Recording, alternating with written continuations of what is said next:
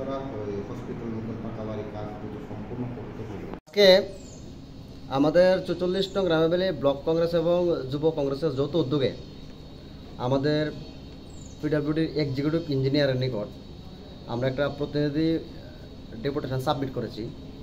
আমাদের এই ডেপুটেশনগুলির মধ্যে দাবিগুলির মধ্যে উল্লেখযোগ্য হলো গন্ডাছড়া টু আমবাসা রাস্তা অতি সত্বর ডাবল লাইন নির্মাণ করতে হবে এবং গন্ডাছড়া হাসপাতালে নতুন যে পাকা বাড়ি নির্মাণ হচ্ছে তা অত্যন্ত ধীর গতিতে হচ্ছে, তা দ্রুত সম্পূর্ণ করে আমাদের গন্ডাছড়া এলাকার রোগীদের জন্য একটা পরিবেশ গঠন করতে হবে।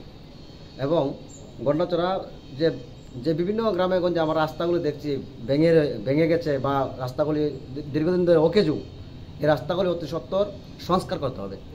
এবং গভর্নমেন্ট ডিগ্রি কলেজ থেকে আমাদের চন্দ্রকুমার পাড়া অবধি যে আমাদের নতুন পিচ চলিং রাস্তা হচ্ছে তা অত্যন্ত নিম্নমানের এবং এখানে কাজের গুণগত মান নিম্নমানের হচ্ছে। আমরা দাবি যাতে এটা ভেঙে পুনরায় আবার নতুন করে নির্মাণ করা হয়।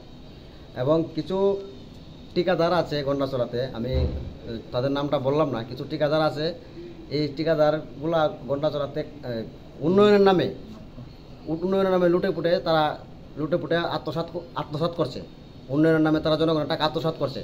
তাদের বিরুদ্ধে আমরা আজকে মাননীয় এক্সিকিউটিভ স্যারের সঙ্গে আমরা আলোচনা করেছি এবং তাদের সম্বন্ধে ব্যাপারে আমরা তাদের যে নিম্নমানের কাজ করছে এগুলি নিয়ে আমরা আলোচনা করেছি।